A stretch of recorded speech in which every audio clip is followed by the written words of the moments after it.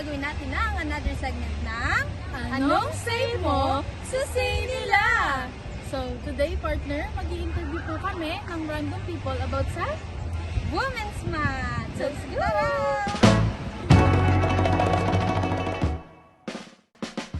Pwede po ba namin malaman ang pangalan nyo at kung saan po kayo nag-aaral? Ako po si Mary Grace, taga FEU Alabang.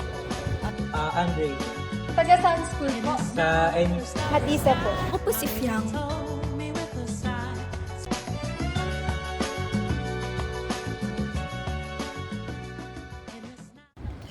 Sa tingin ko is hindi naman kasalanan ng ating mga kababaihan kung paano sila manamit. Kasi ayun yung paraan nila para ma-express yung sarili nila at syempre malabas yung confidence nila kapag lumalabas sila sa public. Para sa akin po, wala naman po yan sa suot ng babae. So kahit ano pang suot ng babae, mababastos at mababastos pa din kapag may mga taong nag-iisip ng pambabastos. So we need to, hindi natin kailangan protektahan yung mga babae. Kailangan natin i-educate yung mga umiisip ng ganun. for me, hindi naman siya about sa pananamit ng babae.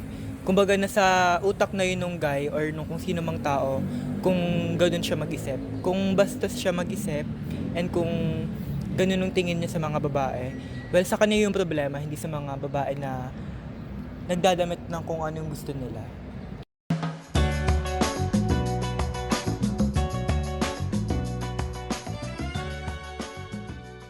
Para sa akin is may karapatan yung ating mga trans woman na mag-celebrate sa ating Women's Month celebration. Kasi ayun yung way nila para mailabas yung sariling sila, yung totoong sila. So for me, yung mga trans woman is malaya naman sila na i-celebrate yung pagkakakilala nila or yung pagka-woman din nila ngayong Women's Month. Pero I believe na mas fit for them na i-celebrate yung pagkakilala nila or yung celebration nila sa LGBT or sa Pride Month, ganun. Pero wala naman akong judgment kung i-celebrate nila yung pagka-woman nila sa month na to. So, ayun, parang neutral lang. I think disagree ako sa pag-celebrate ng trans women together with women kapag Women's Month kasi as much as I respect and accept trans women, I think need din natin i-respect na yung ating real woman or cis woman is nag-fight for rights dati, rights for vote and education. So I think meron silang time para mag-celebrate like Pride Month. Yun lang.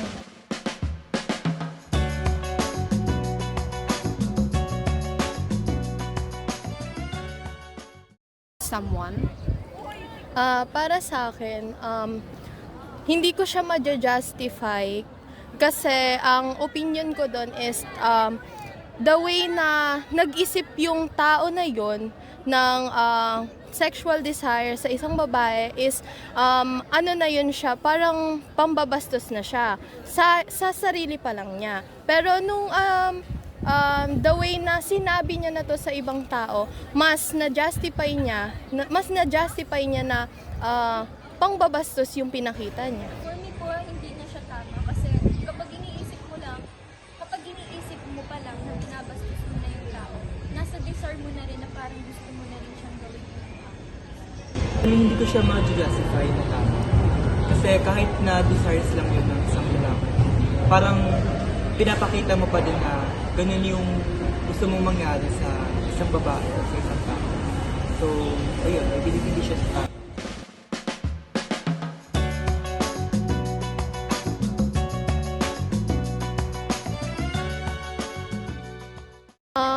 For me is the way na nagsistrive ako sa buhay, nag-aaral ako ng mabuti, pinapakita ko kung sino ako. Ayun yung way ko para maipakita na strong, independent woman. Aside po sa biological experiences and people expect us to do less, but we are able to join a male-dominated field po, like engineering, and by that, sa tingin ko po na-experience ko po yung realization sa po. What about you? Same question po. Yes. Yun din po, katulad din po ng sinabi niya na Yung mga babae, tingin po kasi sa amin, ano lang, parang more on housewife lang yung ginagawa namin. But we can do more.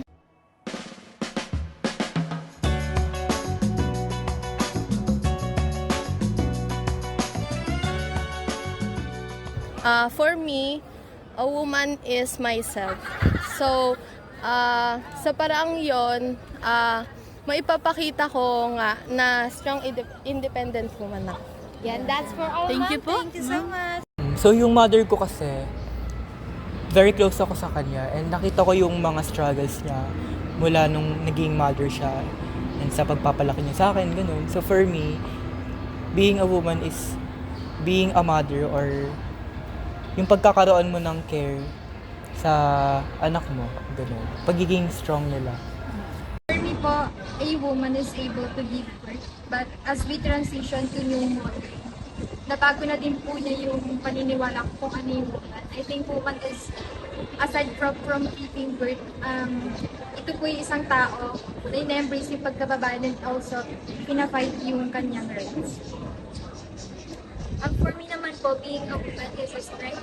Kasi maraming ginagawa yung mga babae na hindi ginagawa ng mga lalaki. Like katulad po sa panganganak, hindi yung nagagawa ng mga lalaki. So hindi nila na-experience yung struggle sa pag-carry ng mga baby. And also sa pag-aalaga.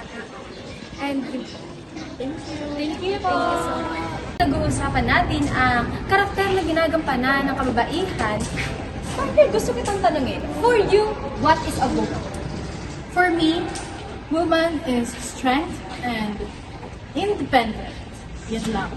What about you, partner? Well, for me, partner, as a woman myself, I believe that a woman is not just a thing or para i-objectify natin sila. A woman is more than everything. Tulad ng mga lalaki, mayroon din silang kakayahan. At tulad ng lalaki, may kahinaan din ang mga kababaihan. Okay? So, ang kahinaan, meron tayong lahat niyan. Hindi porket babae ka, mahina ka, at lalaki ka, malakas ka. Hindi ganun. Lahat tayo may kahinaan. So, we stop that stigma na pag babae ka, mahina ka. Dahil tayo ay babae, hindi Hindi babae. babae lang. Tama. So ngayon, partner, anong natutunan mo sa ginawa natin? Well, actually, ako, isa rin akong babae, syempre. Mas may natutunan ako sa mga na-interview natin na mas malalim. May mas malalim na pinagdadaanan ng mga babae, mga nanay, mga estudyanteng babae, yung mga estudyante nakakatanggap ng discrimination, lalo na kung program nila connected sa mga may program. Ayun, ang natutunan ko doon ay hindi ka babae lang. Isa kang malakas na babae. Yan lang, partner. At dahil dyan, partner, dito na nagtatapos ang ating segment na Anong Say Mo, Susay Nila! Paalam! Happy Women's Month! Happy Women's Month! Happy Women's Month! Subscribe!